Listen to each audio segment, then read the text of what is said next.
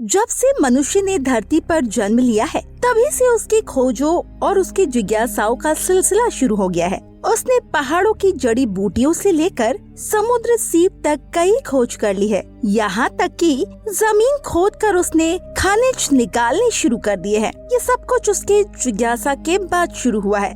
समुद्र की गहराई में चले जाए तो हमें क्या मिलेगा, और आसमान में अगर हम बहुत ऊपर चले जाए तो हमें क्या मिलेगा? यही वो प्रश्न है जो मनुष्य की जिज्ञासा को दर्शाते हैं, और मनुष्य इन प्रश्नों के उत्तर खोजने में दिन रात लगा रहता है। ऐसे कितने ही प्रश्न मन में आए होंगे जिनके उत्तर मानव ने अभी तक खोज लिए हैं और कुछ को खोजना भी बाकी है। इन्हीं प्रयासों के बीच नासा ने अपने वाइजर मिशन अंतरिक्ष में भेजकर धरती को कुछ संदेश भेजे हैं। जैसा कि आप जानते ही होंगे, इन दोनों स्पेसक्राफ्ट का नाम था वाइजर 1 और वाइजर 2।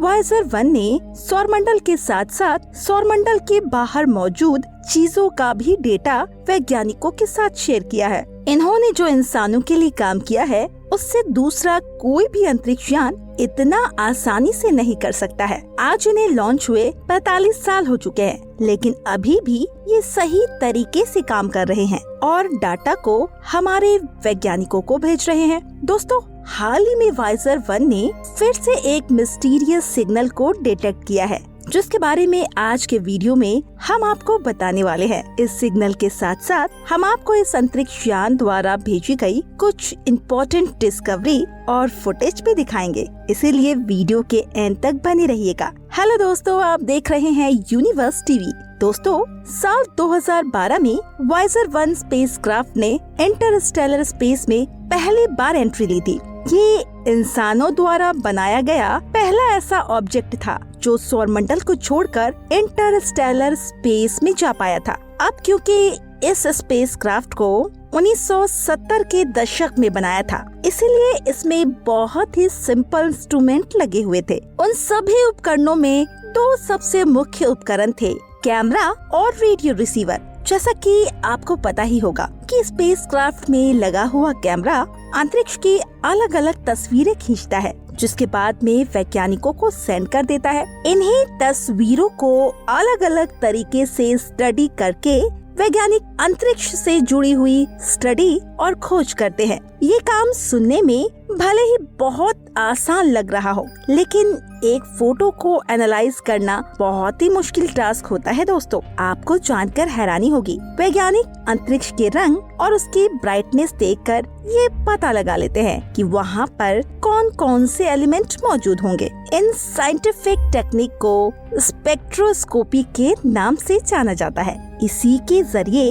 वैज्ञानिक अंतरिक्ष में बहुत दूर मौजूद ग्रहों के भी कंपोजिशन को आसानी से जान लेते हैं। वाइजर में लगा हुआ रेडियो रिसीवर इस कैमरे से भी ज्यादा इम्पोर्टेंट है। आपकी जानकारी के लिए बता दो दोस्तों, इस स्पेसक्राफ्ट के कैमरे को बहुत पहले ही बंद कर दिया जा चुका है। इसके पीछे कोई मिस्टीरियस कारण नहीं है। वैज्ञानिक स्पेसक्राफ्ट की एनर्जी को बचाकर उसे लंबे समय तक फंक्शनिंग में रखना चाहते थे, जिसके लिए उन्होंने कैमरे को ही बंद कर दिया। अब ये स्पेसक्राफ्ट मात्र रेडियो सिग्नल को ही रिसीव करता है और वैज्ञानिक उन्हीं पर रिसर्च करके अपनी स्टडीज के निष्कर्ष तक पहुंचते हैं। आपको जानकर हैरानी होगी, इन सिग्नल्स को रिसीव करके भी वैज्ञानिक तस्वीरों को क्रिएट कर लेते हैं। जिस तरह से हमारी आंखें विजिबल लाइट को डिटेक्ट करके दिमाग में तस्वीर को क्रिएट कर लेती है, वैसे ही वैज्ञानिक भी रेडियो सिग्नल से तस्वीरों को क्रिएट कर लेते हैं। वाइजर 1 बहुत सालों से शांत था,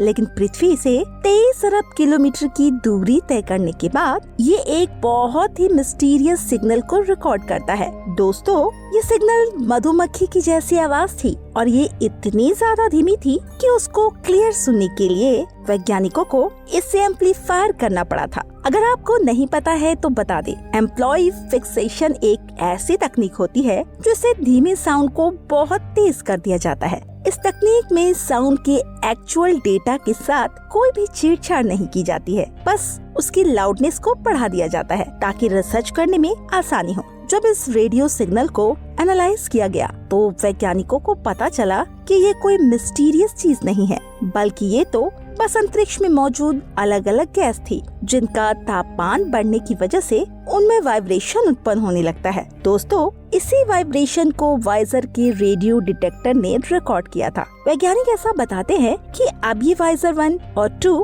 दोनों ही स्पेसक्राफ्ट बहुत जल्दी रिटायर होने वाले हैं। ये दोनों ही या तो इस साल या फिर 2024 में पृथ्वी से कांटेक्ट को तोड़ देंगे और अंतरिक्ष में ऐसे ही आगे बढ़ते रहेंगे। ऐसा माना जाता है कि इस स्पेसक्राफ्ट के अंतरिक्ष में डिस्ट्रॉय होने के बहुत कम चांस है, क्योंकि उनके रास्ते में मुश्किल से ही कोई ऐसी चीज आएगी जो इन्हें नष्ट कर पाए। दोस्तों, हालांकि ये जरूर हो सकता है कि ये किसी व्यक्ति द्वारा अपनी तरफ खींच लिया जाए या फिर ये किसी उल्कापिंड से जाकर टकरा जाए। अगर ऐसा होता है तो ये लाखों सालों बाद होगा, क्योंकि पृथ्वी के आसपास कोई भी ऐसा ब्लैक होल मौजूद नहीं है जिससे ये स्पेसक्राफ्ट जाकर गिर सकते हैं।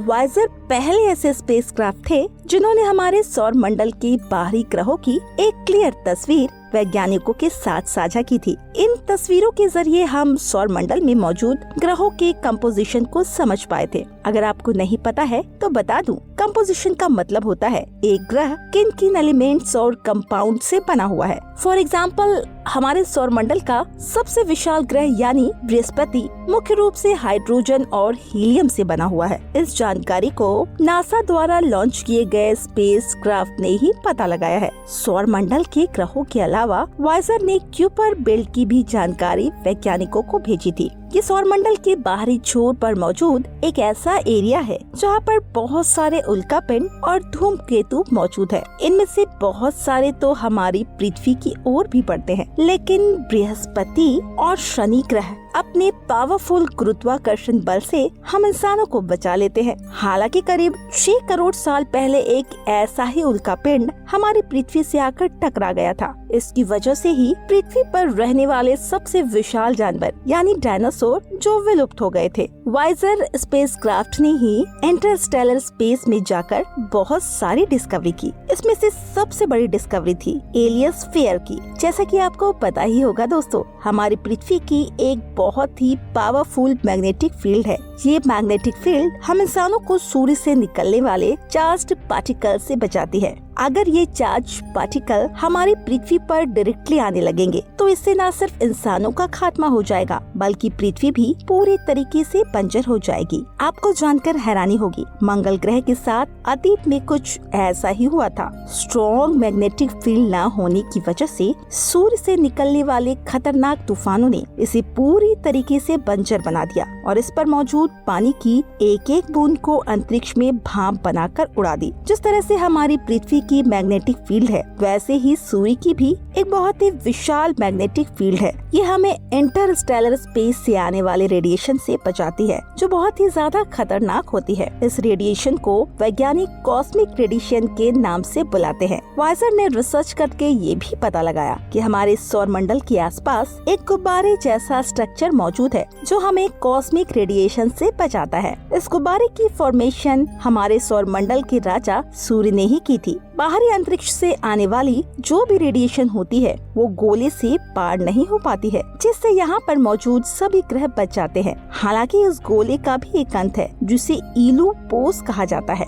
अगर आप इस एरिया से बाहर चले जाते हैं तो आप ऑफिशियली पूरे तरीके से सौर मंडल के बाहर होंगे। यहाँ पर आपको सूर्य का कोई भी गुरुत्वाकर्षण बल नहीं डिटेक्ट होगा और आप अंतरिक्ष में पूरी तरीके से फ्री हो जाएंगे। लेकिन ऐसा करना सुरक्षित बिल्कुल नहीं है दोस्तों, क्योंकि अंतरिक्ष में ऐसे बहुत सारे मिस्टीरियस ऑब्जेक्ट हैं जो कुछ सेकंड में ही आपको मार सकते हैं। इसमें से सबसे पहली खतरनाक चीज है कॉस्मिक रेडिएशन, जिसके बारे में हमने आपको पहले ही बता दिया था। इसके अलावा वैज्ञानिक ऐसा बताते हैं कि हमारे ब्रह्मांड में ऐसे भी ब्लैक होल होते हैं जिनकी पोजीशन स्थिर नहीं होती है। ये अंतरिक्ष में एक लोकेशन से दूसरी लोकेशन तक घुमा करते हैं और यही कारण है इन्हें रूज ब्लैक होल कहा जाता है। अगर आपको नहीं पता है तो बता दे दोस्तों, रूज एक अंग्रेजी शब्द है जिसका हिंदी में मतलब होता है आवारा। अगर ऐसा ही कोई आवारा ब्लैक होल सौर मंडल के बाहर आपको मिल जाता है तो इससे बचना बहुत मुश्किल होगा। वाइजर स्पेसक्राफ्ट में गोल्डन रिकॉर्ड नाम के एक डेटा को स्टोर किया गया है। वैज्ञानिक ऐसा मानते हैं कि ये स्पेसक्राफ्ट कभी न कभी तो किसी को मिलेगा ही, और अगर कोई एलियन सिविलाइजेशन हुई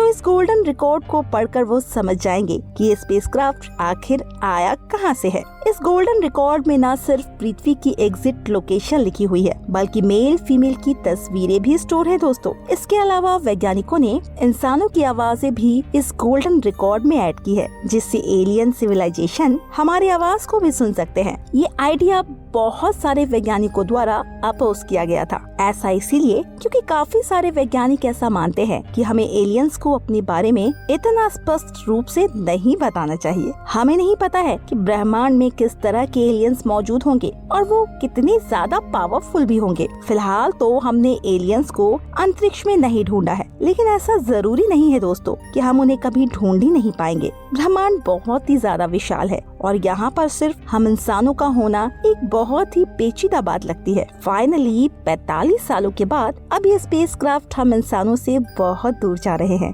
नासा के बहुत सारे सीनियर वैज्ञानिकों ने वाइजर से कांटेक्ट टूटने के बाद रिटायरमेंट लेने की प्लानिंग की है। ऐसा इसीलिए क्योंकि उन वैज्ञानिकों ने अपनी पूरी जिंदगी इन्हीं स्पेसक्राफ्ट में लगाई है और अब इन्हें हमेशा के लिए जाते हुए देखना उनके लिए आसान नहीं होगा। लेकिन विज्ञान और अंतरिक्ष की यही तो खास बात है, जैसे ही एक मिशन खत्म होता है दूसरा मिशन ऑलरेडी नई डिस्कवरी करने के लिए तैयार हो जाता है। जेम्स वेब टेलीस्कोप अभी अपनी शुरुआती स्टेज पर है और भविष्य में ये शायद वाइजर से भी महत्वपूर्ण डेटा वैज्ञानिकों को सेंड करेगा। वैसे दोस्तों आज के इस वीडियो में बस इतना ही। मिलते हैं नेक्स्ट वीडियो में। धन्यवाद।